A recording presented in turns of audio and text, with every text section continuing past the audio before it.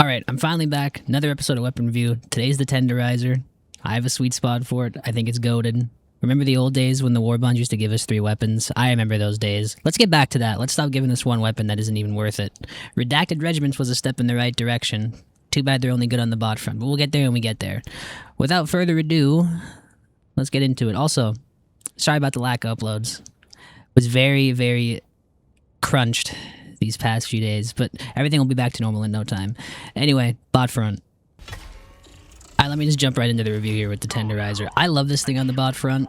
It does good damage. It's accurate, there's like no recoil. This is a true weapon for the marksman enjoyer. Think of it like a slightly watered down DMR. You do slightly less damage so you're not popping heads, but 2 hits is not hard to do, so... Especially because there's like negligible recoil. Now mind you, I have the angled grip on this. Like, you put the vertical grip on this thing, there's like no recoil whatsoever. So... Oh, no, I do have the vertical, I'm sorry. Yeah, I have the vertical on this. I didn't even notice until I was looking at the clip here.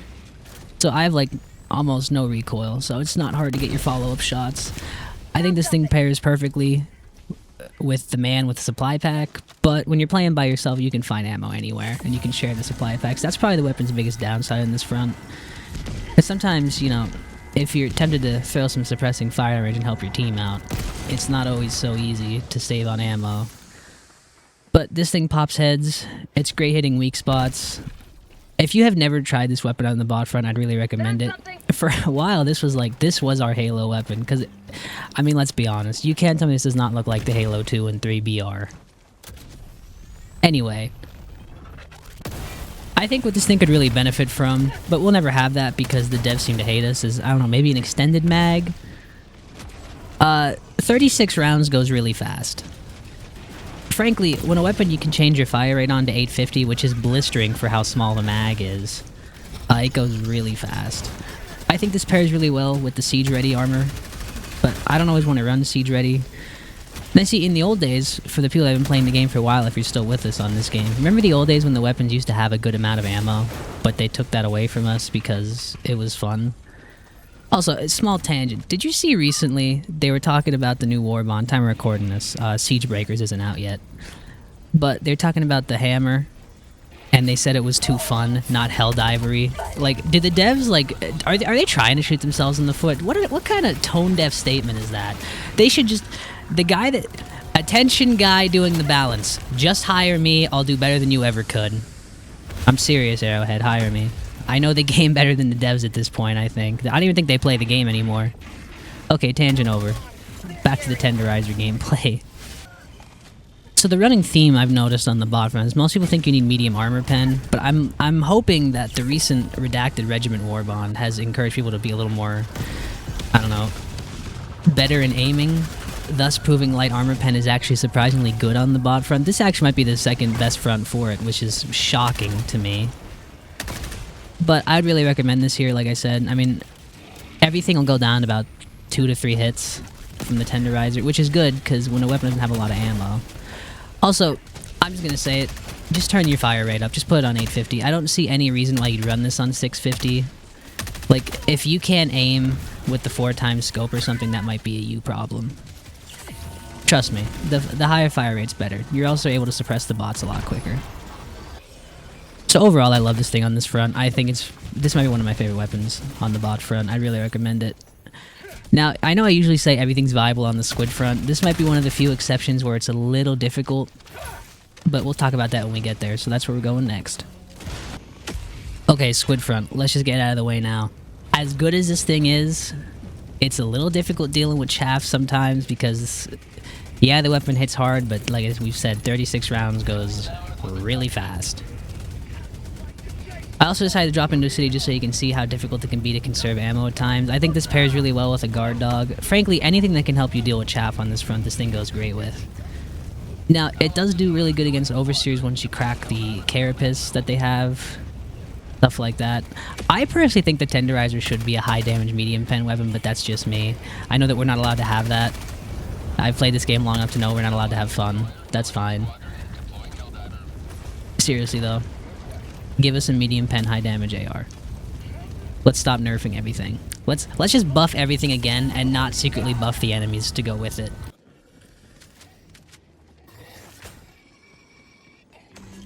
So I've got some much better footage of the Tenderizer against the squids here. I had to jump into a solo game. I had to go find a planet where there wasn't really any Helldivers on, like where the resistance level is higher, just so you can see how this thing actually does in a situation like this. So I've decided to bring a supply pack in this clip, obviously, because when you're running from a horde, you can't always be taking a detour to go grab ammo. So I think, like I've said, this does pretty good against everything on the squid front. It'll erase an overseer once you crack the carapace because of all that durable damage. It's great at removing shields because of the high fire rate. Speaking of removing shields, if you guys haven't used that PP-19 in this game, that like the auto pistol, that's really good at getting rid of shields if you want like a dedicated shield remover. Because I feel like most people don't even switch to their sidearms in this game. But that's just me. I know I do. So one thing this weapon does struggle with is having a smaller mag. It's easy to get overwhelmed. So I feel like a lot of times I see myself running away more than I am trying to make a stand with this weapon. Not always a bad thing. There's valor in discretion, but like you can see there, it does pretty good against anything. It can erase an overseer pretty fast. It just, if only if it had medium pen. So I would say this actually might be the worst front to use this, which is shocking because usually I don't say that. So far, it's been the best on... So I'll just give it to you. I'll give it to you straight before we even get there. Bots, I think it excels in. Bugs, it sort of struggles, just, again, because of the mag size. And you have to be trying to take those good aim shots on, like, you know, brood commanders and such, hitting the weak spots. You can't always do that under duress. So... And the squid front, you just burn through ammo too fast, so you gotta kind of be self-sufficient. Anyway, we're gonna jump over to the bug front here. You know the squid sessions are always short because there's not really much of an enemy roster over there right now. Okay, so here on the bug front, this thing is surprisingly good. I forgot how fun it was to use. It sort of feels like you have the Starship Troopers rifle here again, because you don't have that much ammo, but it does hit pretty hard. The good thing is with the chaff on the bug front, they're usually one hits anywhere on the body for most of the chaff enemies. Like the little scavengers are one hit. The warriors are like 3 hits to the head. Like you can go through enemies really fast. If you hit a weak spot on brood commanders, you can erase them. Like this is amazing against the bugs because it just hits so hard. So usually the mag size is kind of excused. I will say it does struggle on Bile's spewers.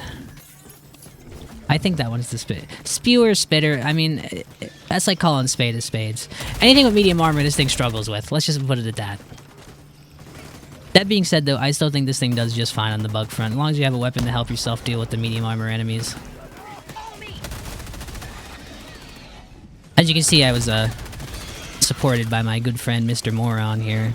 He's a real one. If you ever dropped in with him, you know he'll watch your back. But as you can see, I've also opted to grab a machine gun off the ground. As long as you, like I said, as long as you have something that can kill medium armored enemies, everything should be just fine with this thing. Because this thing will get rid of chaff before it even gets near you. Machine gun cleans up the rest. The Tenderizer is a great weapon overall. I know some people kind of scoff at it.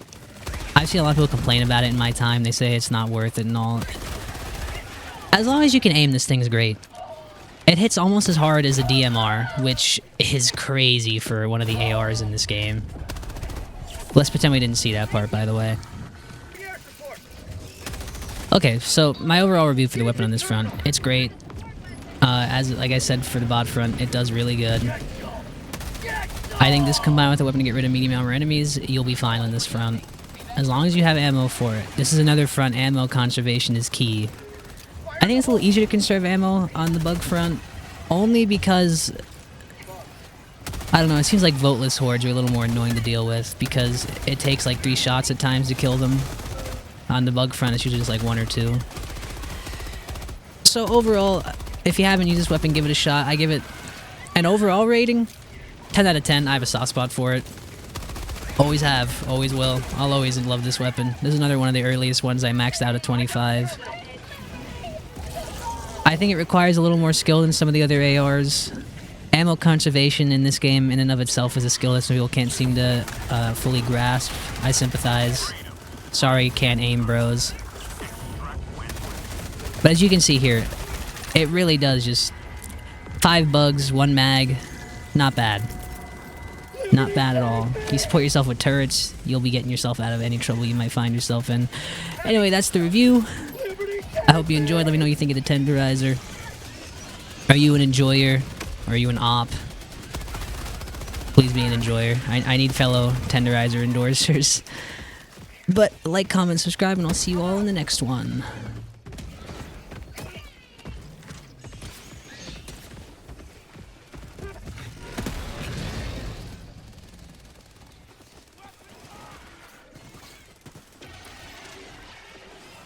Tagging map, northeast, 100 meters.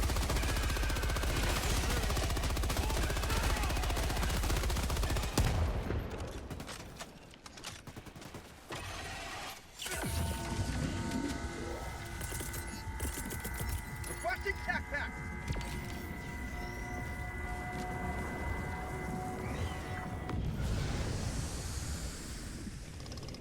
You will never destroy our way of life.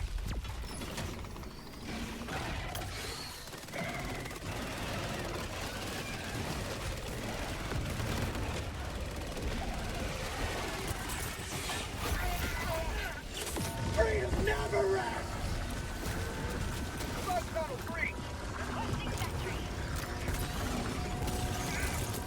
Easy!